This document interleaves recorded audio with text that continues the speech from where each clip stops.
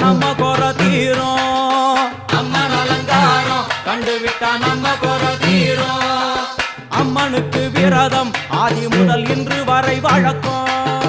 அம்மனுக்கு விரதம் ஆதி முதல் இன்று வரை வழக்கம். சமயபுரத்தில்